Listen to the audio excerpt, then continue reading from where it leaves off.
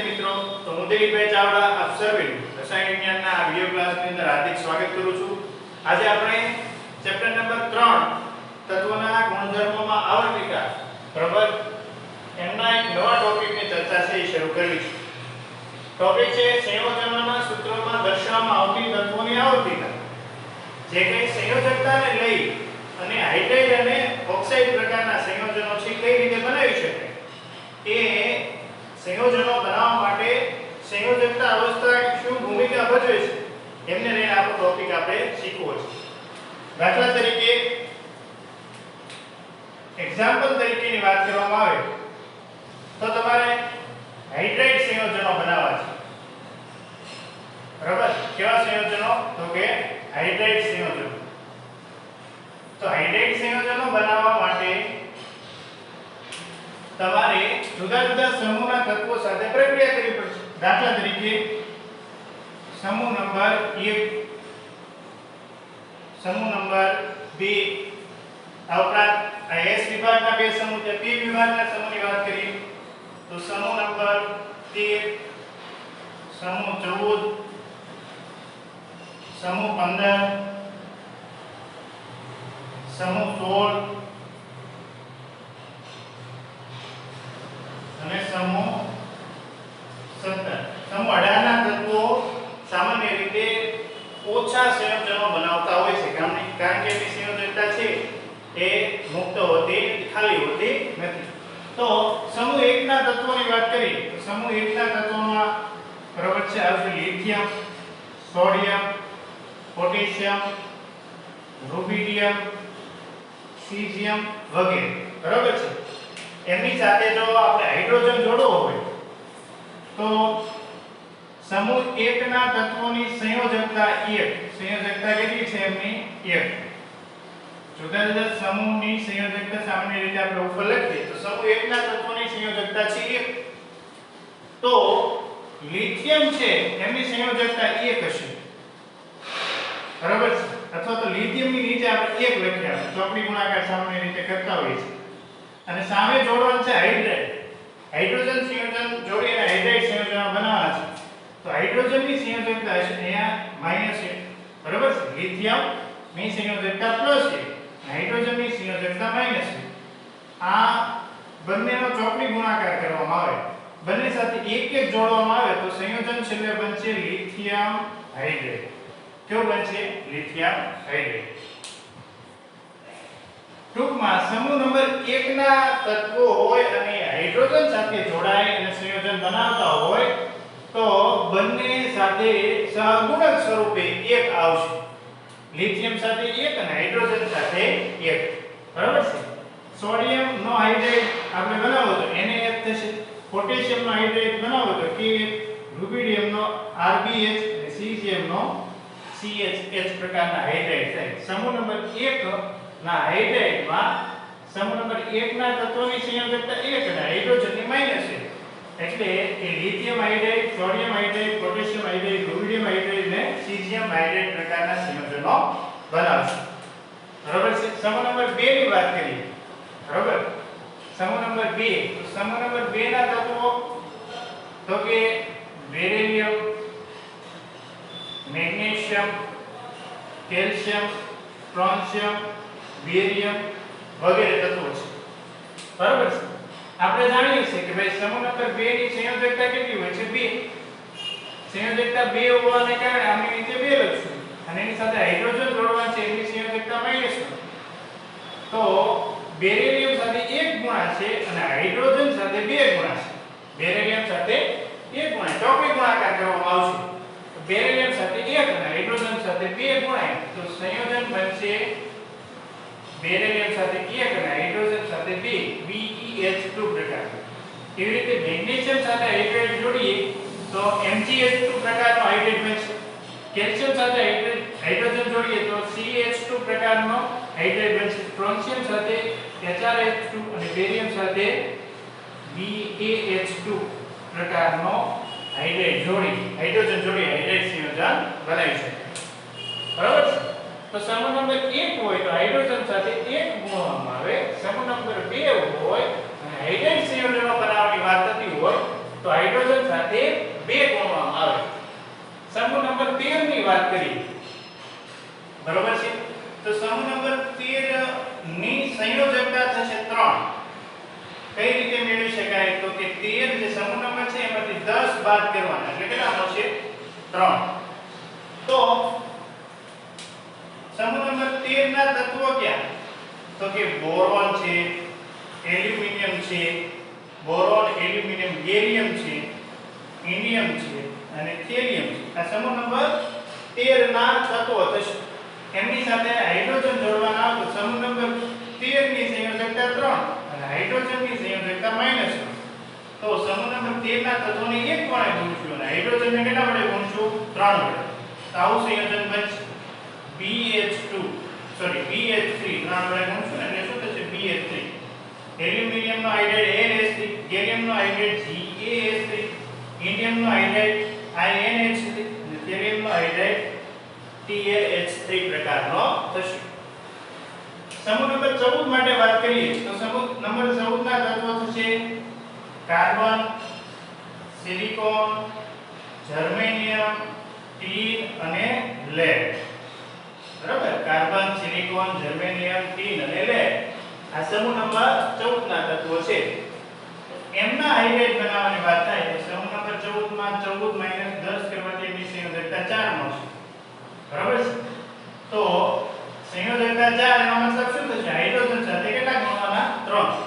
સંયોજકતા 2 તો હાઇડ્રોજન સાથે 2 ગુણ્યા, સંયોજકતા 1 તો હાઇડ્રોજન સાથે 1 ગુણ્યા, સંયોજકતા 3 તો હાઇડ્રોજન સાથે 3 ગુણ્યા, સંયોજકતા 4 તો હાઇડ્રોજન સાથે કેટલા ગુણશું? 4.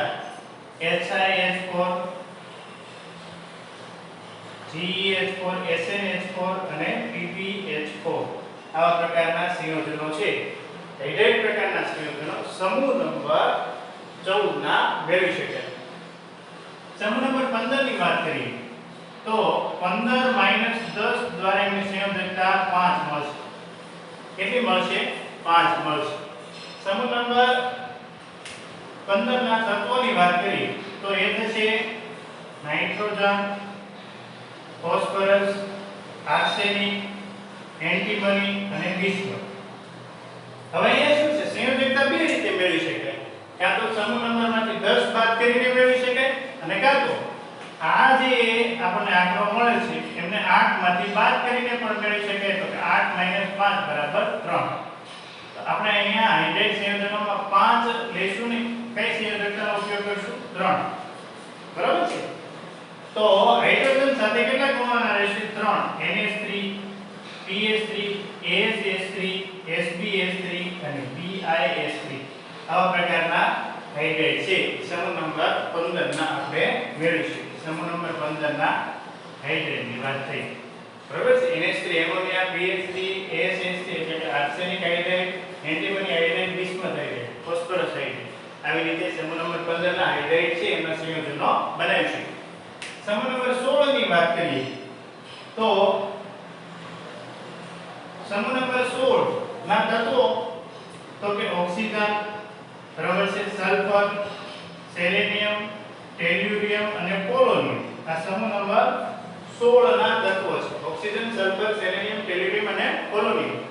તો આ તત્વો છે એમના હાઇડ્રાઇડ બનાવવાની વાત આવે અહીંયા તો બે રીતે સંયોજકતા મેળવી શકાય. 16 - 10 = 6. આ સંયોજકતાનો આપણે ઉપયોગ કરશું નહીં. તો આપણે 8 - 6 8 બરાબર એમાંથી આ જે સંયોજકતા મેળવી બાદ કરશું એટલે 2 મળશે. આ સંયોજકતા ઉપયોગમાં લઈશું. તો અહીંયા આપણે જે હાઇડ્રાઇડ બનાવશું એમાં હાઇડ્રોજન સાથે કેટલા ગુણશું? 2 ગુણશું. બરાબર, હાઇડ્રોજન સાથે 2 ગુણશું. સામાન્ય રીતે સમૂહ નંબર 16 માટે હાઇડ્રોજન છે એમને પહેલા લખવામાં આવે છે H2O, H2S, H2He, H2Pe અને H2PO પ્રકારના હાઇડ્રાઇડ બને. આમાં કેટલાક સંયોજનો છે એ હાઇડ્રાઇડ બનાવતા નથી પણ આપણે સિક્વન્સમાં તમે કેવી રીતે હાઇડ્રાઇડ સંયોજનો સમૂહ નંબર 16 ના તત્વો માટે બનાવી શકાય એ યાદ રાખવાનો પ્રયત્ન કરશું. તો અહીંયા આપણે સંયોજકતા 2 હતી તો હાઇડ્રોજનને પાછળ હતા સમૂહ નંબર 2 માટે છે. સમૂહ નંબર 16 માં પરંપરાગત રીતે હાઇડ્રોજન છે એમને ક્યાં લખવામાં આવે છે આગળ સંયોજકતા 2 હોવા છતાં, બરાબર? એટલે સમૂહ નંબર 2 અને 16 વિશે થોડીક આપણે માહિતીનો ભેદ ઉકેલવાનો પ્રયત્ન કરીશું. સમૂહ નંબર 17 ની વાત કરીએ તો સમૂહ નંબર 17 ના તત્વો છે ફ્લોરિન, બ્રોમિન, આયોડિન અને એસ્ટેટ, બરાબર છે? તો અહીંયા સંયોજકતા એક તો 17 માઈનસ 10 થી 7 મેળવી શકાય. આ સંયોજકતાનો આપણે ઉપયોગ કરતા નથી. તો 8 માઈનસ 7, 8 માંથી 4 બાદ કરીએ 1 મળે છે સંયોજકતાનો આપણે ઉપયોગ કરીએ છીએ. તો અહીંયા પણ આગળ છે હાઇડ્રોજનની સંખ્યા લખવાનું ચલણ છે. હાઇડ્રોજનની સંખ્યા કેટલી લખશું એટલે સંયોજકતા કેટલી છે એટલી, બરાબર? તો 1 લખશું તો HF, HCl, HBr, HI અને HAT. સામાન્ય રીતે આવા સંયોજનો બનતા નથી, પરંતુ અહીં સિક્વન્સમાં આપણે સાથે સાથે લઈ લીધા છે, બરાબર છે? આ થઈ સંયોજકતા ઉપરથી હાઇડ્રેટ સંયોજનો કઈ રીતે બનાવી શકાય એમની એક નાનકડી રીતથી ચલો.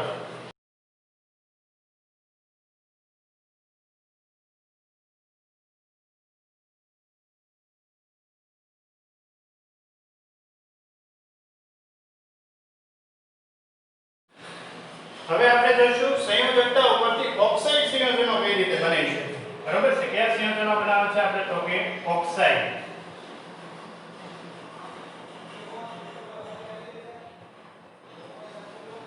તો ઓક્સાઇડ સંયોજનો બનાવવા માટે કેવા પ્રકારની રીત છે એ આપણે અમલમાં મૂકશું. તો તમે જોઈ શકો છો, દાખલા તરીકે સમૂહ નંબર 1 ની વાત કરીએ. એકાદ બે ત્રણ સમૂહ છે એમની આપણે વાત અહીંયા સમજીને આ ટોપિકને પૂર્ણતઃ સમજ સાથે સમજવાનો પ્રયત્ન કરશું. તો માની લો કે સમૂહ નંબર 1 નો તત્વ છે લિથિયમ, બરાબર છે? અને એની સાથે ઓક્સિજનને જોડી અને ઓક્સાઇડ સંયોજન બનાવવું. તો લિથિયમની સંયોજકતા સમૂહ નંબર 1 હોવાને કારણે એની સંયોજકતા 1 થશે. ઓક્સિજન છે એની સંયોજકતા -2 થશે. ઓક્સિજન ઉપર કેટલો વીજભાર હોય? -2 જેટલો. હવે આમનો હાઇડ્રેટ બનાવવો હોય તો તમારે લિથિયમ સાથે 2 ગુણવા પડે, ચોકડી ગુણાકાર, અને ઓક્સિજન સાથે 1 ગુણવા પડે. તો આમનો જવાબ આવશે લિથિયમ સાથે કેટલા ગુણવાના? 2. તો Li2O. આ લિથિયમ છે એનો ઓક્સાઇડ થશે, બરાબર? આવી જ રીતે સોડિયમની વાત કરો તમે તો સોડિયમ અને એની સાથે ઓક્સિજન જોડો તો સોડિયમની ઓક્સિડેશન અવસ્થા 1 અને ઓક્સિજનની -2. ચોકડી ગુણાકાર કરશો તો સોડિયમ સાથે 2 અને ઓક્સિજન સાથે 1 ગુણશો તો સંયોજન બનશે Na2O, બરાબર છે? તો આ પ્રકારના ઓક્સાઇડ સંયોજનો છે એ આપણે સમૂહ નંબર 1 માંથી બનાવી શકીએ. સમૂહ નંબર 2 માં પણ આ જ રીતે ઓક્સાઇડ બને, બરાબર છે? સમૂહ 2 ની વાત કરીએ તો સમૂહ 2 નું તત્વ છે માની લો કે મેગ્નેશિયમ, બરાબર છે? તો મેગ્નેશિયમ સાથે ઓક્સિજનને જોડો છો તો મેગ્નેશિયમની ઓક્સિડેશન અવસ્થા 2, ઓક્સિજનની ઓક્સિડેશન અવસ્થા -2. તો મેગ્નેશિયમ સાથે 2 ગુણાશે અને ઓક્સિજન સાથે 2 ગુણાશે એટલે સંયોજન બનશે Mg2O2, બરાબર છે? અહીંયા જ્યારે સાદો ગુણોત્તર છે એ મેળવી શકાતો હોય, બંને જગ્યાએ 2 હોવાને કારણે 2 વડે ભાગી નાખવામાં આવે. આવી રીતે સંયોજન લખાતું નથી. ભાગીને જ્યારે સંયોજન લખીએ તો Mg ને 2 વડે ભાગશું, અહીંયા જે 2 છે એને 2 વડે, તો 2/2 એટલે શું થશે? 1. અને ઓક્સિજનને 2 વડે ભાગશું ઓક્સિજનની સંખ્યાને તો 2/2 એટલે 1 થશે. એટલે અહીંયા મેગ્નેશિયમ ઓક્સાઇડ સમૂહ નંબર 2 નો ઓક્સાઇડ આવા સ્વરૂપે મળે છે. ત્યાં બંને સાથે 2 ગુણાયેલા હોવાને કારણે 2 વડે ભાગી નાખવાથી મેગ્નેશિયમ ઓક્સાઇડ આવા સ્વરૂપે લખાય છે, બરાબર છે? કેલ્શિયમ સાથે ઓક્સિજન જોડો હોય, કેલ્શિયમ સાથે ઓક્સિજન તો લખાશે કેલ્શિયમ ઓક્સાઇડ. અહીં બંને જગ્યાએ 2 ગુણવાની જરૂરિયાત છે નહીં, બરાબર છે? આ રીતે સમૂહ નંબર 2 ના ઓક્સાઇડ છે આપણે મેળવી શકીએ. હવે માની લો કે સમૂહ નંબર 13 ની વાત આપણે કરીએ છીએ. સમૂહ 13. તો સમૂહ 13 ની ઓક્સિડેશન અવસ્થા તમને ખ્યાલ છે કેટલી છે? તો કે 13 10 બરાબર 3, બરાબર? દાખલા તરીકે સમૂહ નંબર 13 નું તત્વ એલ્યુમિનિયમ. એલ્યુમિનિયમ ઓક્સિડેશન અવસ્થા 3 એની સાથે ઓક્સિજન જોડે ઓક્સાઇડ બનાવશે તો ઓક્સિજનની ઓક્સિડેશન અવસ્થા -2 તો આમના બેના જોડાણથી સંયોજન બનશે એમાં ઓક્સિજનને 3 વડે ગુણવા પડશે અને એલ્યુમિનિયમને કેટલા વડે ગુણવા પડશે 2 તો એલ્યુમિનિયમને 2 વડે અને ઓક્સિજનને 3 વડે ગુણી અને આવા પ્રકારનું એલ્યુમિનિયમ ઓક્સાઇડ સંયોજન છે એ બને છે તો સમુદ્રીય બરાબર એમાં બોરોન માની લો કે બોરોન હોય તો લખશું આપણે B2O3 boron oxide B2O3 aluminium oxide Al3 બરાબર છે આ રીતે ગેલિયમ ગેલિયમ માટે પણ ઓક્સાઇડ આપણે બનાવીશું સમૂહ નંબર 1 માટે Na2O પ્રકારના સમૂહ નંબર 2 માટે કેલ્શિયમ ઓક્સાઇડ આવા સ્વરૂપે ઓક્સાઇડ બનશે સમૂહ 3 માટે Al2O3 પ્રકારના ઓક્સાઇડ બનશે આગળ વાત કરીએ તો